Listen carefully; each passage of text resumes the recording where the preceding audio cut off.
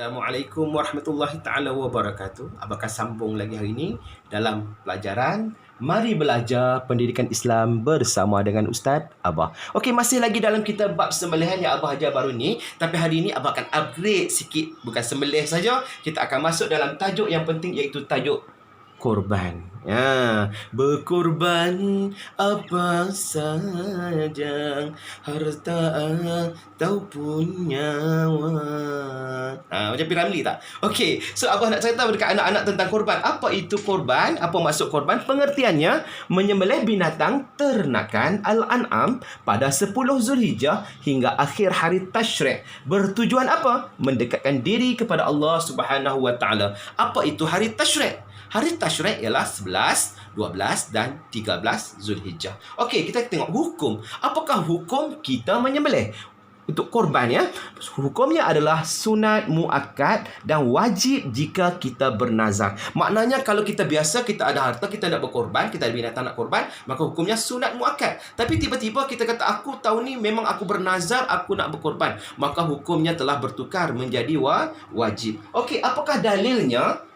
Firman Allah Subhanahu Wa Taala dalam surah Al-Kautsar, fasalli li rabbika wanhar. Kan? Tunaikanlah solat kerana Tuhanmu dan berkorbanlah kerananya. Maknanya Allah Subhanahu Wa Taala mengajar kita tentang bagaimana kita perlu berkorban. Pensyariatan ibadah korban. Bilakah disyariatkan ibadah korban ini? Pada tahun kedua Hijrah, sebenar mengingati pengorbanan Nabi Ibrahim dan juga Nabi Ismail alaihissalam. Okey, sekarang Abah nak kongsi dekat anak-anak apakah syarat untuk kita sah korban. Okey, kita tengok dekat skrin. Yang pertama, kita berniat korban. Berniat korban ketika binatang itu disembelih. Yang pertama. Ini syarat, ya. Yang kedua, masa pelaksanaannya, syaratnya mestilah selepas solat Hari Raya Aidiladha sehingga terbenam matahari pada akhir hari Tashrik. Yang ketiga, binatang itu mestilah cukup umur. Unta 5 tahun, lembu, kerbau, kambing 2 tahun dan ke atas, biri-biri 1 tahun ataupun sudah bersalin gigi. Yang seterusnya, apakah syarat sah korban? Bebas daripada penyakit dan kecacatan. Contohnya, cacat yang teruk pada satu matanya. Binatang tu contohnya matanya cacat satu mata, maka dia tidak layak untuk dibuat korban. Berpenyakit yang teruk seperti timpang dan sebagainya. Ataupun yang ketiga, terlalu kurus, yang sangat-sangat binatang tu kurus melampau. Maknanya, bila korban kita nak mendekatkan diri kepada Allah Subhanahu Wa Taala, maka kita kena pilihlah binatang itu binatang yang kita suka, kita sayang. Sebab kita berkorban, kita berikan benda yang kita sayang. Okey, sekarang kita tengok perkara-perkara sunat ketika ibadah korban. Orang yang berkorban disunatkan tidak bercukur dan memotong kukunya pada permulaan Zulhijjah sehinggalah selesai berkorban. Maknanya sepanjang bulan Zulhijjah itu daripada awal sehinggalah 10, 11, 12, 13 dia tidak potong kukunya. Yang kedua, melakukan penyembelihan korban dengan sendirinya kalau dia mampulah. Ni dia nak pegang lembu pun takut, kan? Dan tidak mewakilkan kepada orang lain jika dia mampu, ya. Dia mewakilkan kepada orang lain jika dia mampu. Yang ketiga, melaksanakan segala sunat sembelihan seperti menghadap kiblat, alat sembelihan yang tajam dan sebagainya. Kemudian dia membaca Bismillah, Allahu Akbar ataupun Bismillahirrahmanirrahim, berselawat ke atas Rasulullah sallallahu alaihi wasallam. Dan yang terakhir, dia berdoa ketika sembelihan dengan membaca Allahumma haza minka wa ilaika fataqabbal minni. Boleh faham anak-anak? Okey. Sekarang kita tengok tempoh masa pelaksanaan korban.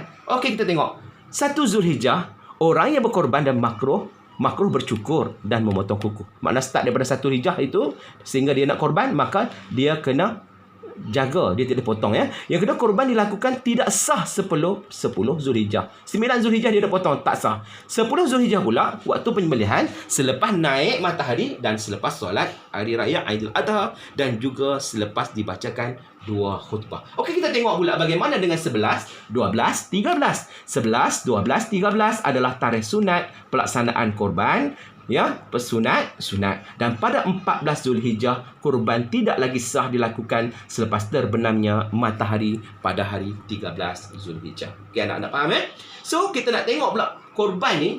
Selalu orang tanya, Abah, daging korban ni nak bagi macam mana ni? Okey, kita tengok dekat sini. Daging korban dibahagikan kepada 3 bahagian ataupun dipanggil 1/3. Abang akan terangkan. Yang pertama, 1/3 diberikan hadiah kepada sahabat handai termasuk orang kaya.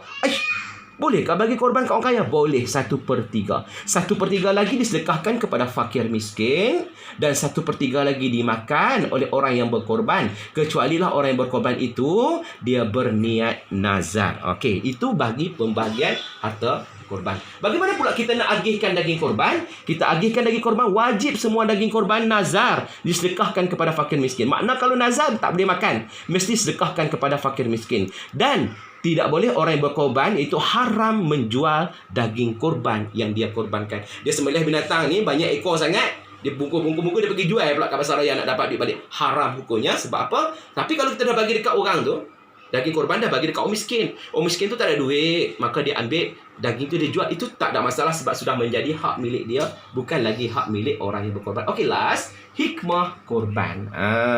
Yang pertama, mengagungkan syiar Islam yang merupakan tanda takwa bagi mendekatkan diri kepada Allah. Yang kedua, menghayati semangat pengorbanan agung yang telah dilakukan oleh Nabi Ibrahim dan juga Nabi Ismail AS. Yang seterusnya, mengeratkan persaudaraan kerana solat sunat Aidil Adha menghimpunkan seluruh umat Islam. Dan yang terakhir, tanda bersyukur kepada Allah Subhanahu Wa Taala di atas rezeki yang Allah berikan kepada kita. Maknanya Allah berikan nikmat yang banyak, maka kita akan gunakan kembali, kita kembalikan kepada Allah Subhanahu Wa Taala untuk mendapat keabdian dan keredaannya. Sekarang Abah bagi soalan uji minda anda. Abah takkan bacalah, anak-anak tengok dekat sini. Okey, yang pertama, boleh faham boleh tak faham? Khususnya ini contoh-contoh soalan ya anak-anak ya. Ini boleh try lah buat latihan. Okey, ada lagi sikit lagi. Ini contoh soalan hukum lah. Kita cuba jawab. Dan yang terakhir Abah bagi seperti biasa soalan kebat.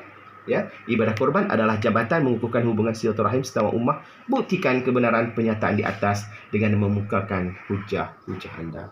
Jadi itulah tajuk kita hari ini, berkorban. Kita juga kena berkorban supaya Allah memberkati kita. Selamat belajar. Assalamualaikum warahmatullahi wabarakatuh.